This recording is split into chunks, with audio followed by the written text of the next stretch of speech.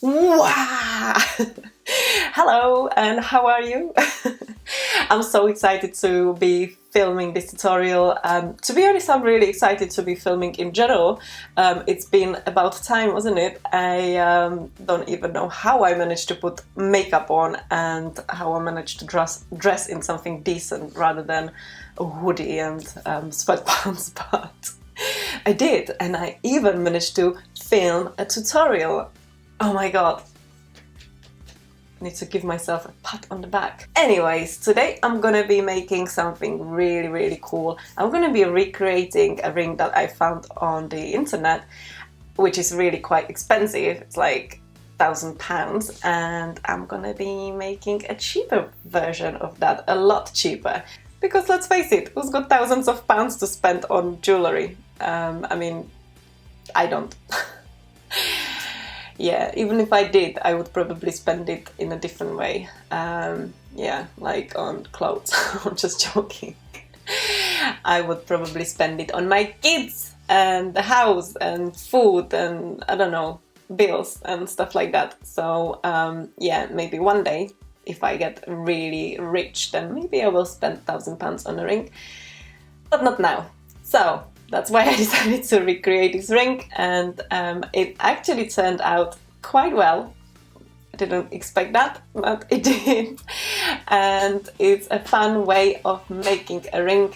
It's definitely a fun project for you to try. So yeah, without me rambling for another 1,000 years, let's get started.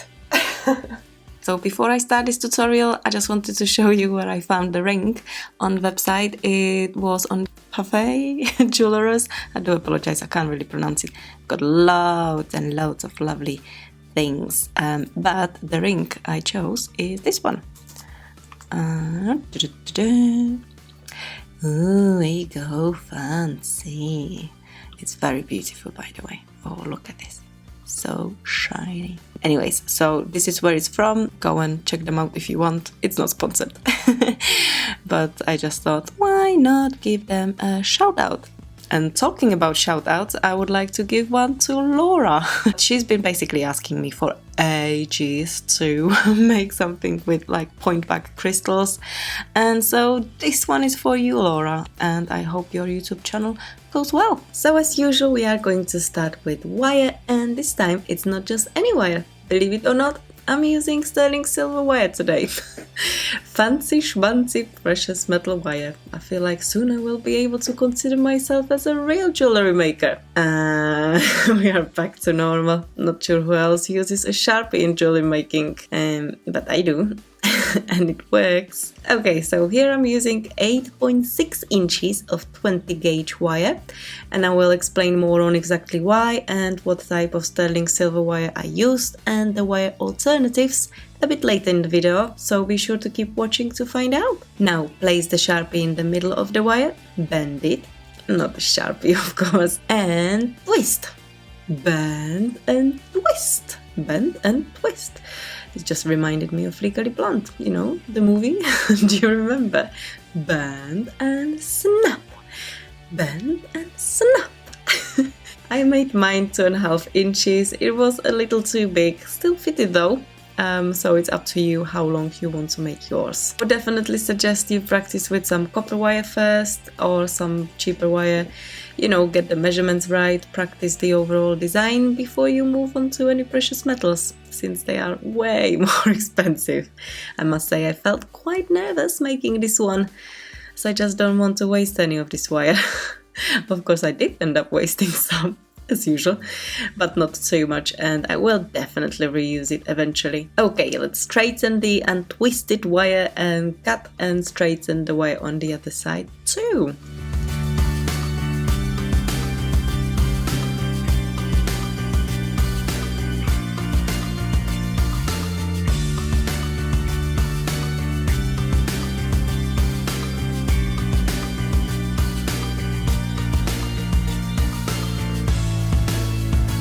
Once that's done, I'm using this eyeshadow stick, which I've never used before, by the way. Need to give it a go. And I'm shaping the ring. Then with my chain nose pliers, I'm bending the straight and twisted wires and lining them up perfectly, or at least I'm attempting to do so. Once that's done, here comes a little trick. And you have few options to do this. So the first and probably the best is to use a tiny elastic band, ideally pink because that's my favorite color, and wrap it around the wires to hold them together. Or if you do not have a tiny elastic band, you can use a normal size one, but it will take you exactly 100 years to wrap it tightly around the wires. So I guess it depends on your age and when you start wrapping. The third option is to just tape it with some masking tape or electrician's tape, but those are not pink, so maybe not. Next step is to grab some thin wire, and yes, you guessed it, I even got some fancy sterling silver wire in 26 gauge. This is approximately 6 inches long, and yeah, I did end up wasting a little bit, but this one is not as expensive, so I even managed to stay calm and not cry on this occasion. So I started on the bottom of the 4 loose wires and carefully wrapped the thin wire around 3 times before making my way down again. I really took my time here and didn't pull too much. When I was going up with the wire, I really pulled on it, securing them together, but as I was going over them again, I was really gentle because I didn't want to create any gaps in between.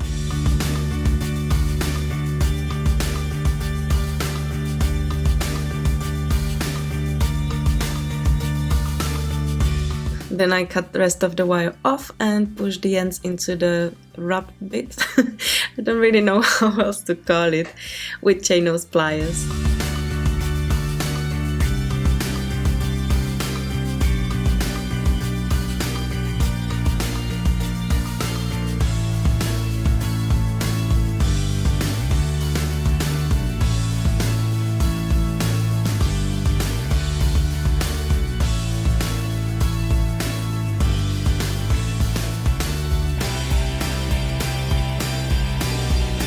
And since the wrap bit moved up a little, I'm pushing it down with my nylon jaw pliers. You guys really need a pair of nylon jaw pliers, they are amazing. So now I'm separating the wires by slightly pushing them apart, but not bending them. We want to keep them nice and straight. You can use chain or even flat nose pliers and bend just the very bottom of them and only into the same angle as your stone.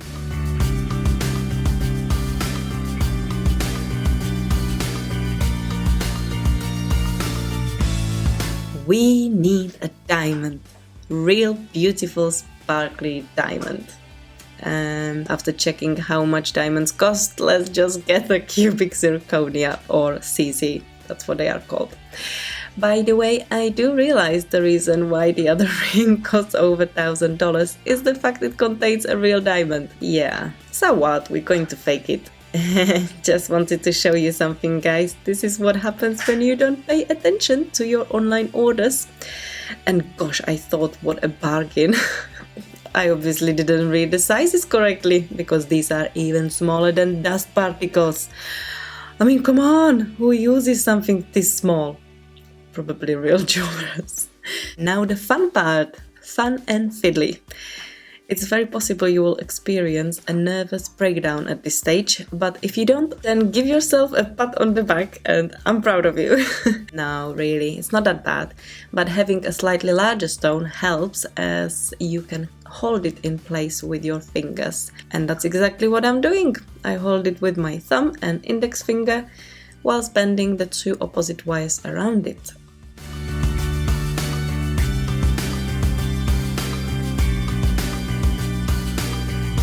Then I carefully rearrange the grip and bend the other 2 opposite wires. Now, you could actually measure the wires and make ridges in them with a tiny file, you know, for the stone to sit in. But first, I didn't have the right file, and second, I felt it would make this wire thinner and weaker, and third, I mean, look at my channel, that would be way too technical for me. So yeah, now we just go back and forth, bend and snap, pushing the wires against the stone really well. Cut more off, but still not too much, and push again.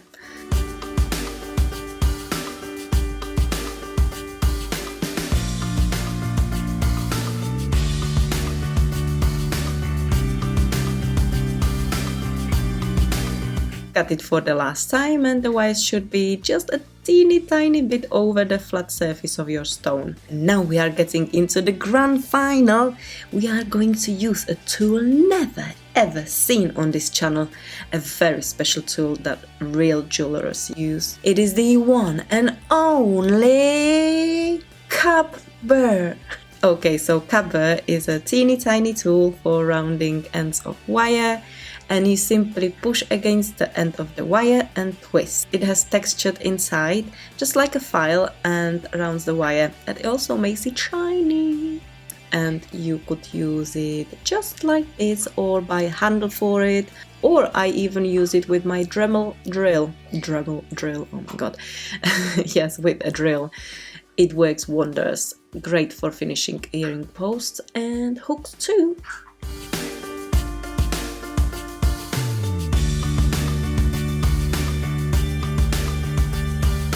After finishing all 4 wires with cup burr or a tiny file, although that might be a challenge, it's time for the last push.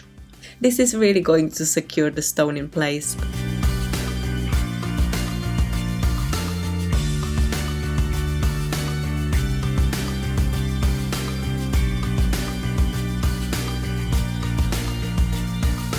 And while we look at this absolutely gorgeous ring for a few more seconds, I'm just quickly going to tell you more about the wire I chose. So sterling silver wires come in different conditions: soft, half hard and hard. I usually buy half hard condition, but this time I got soft condition.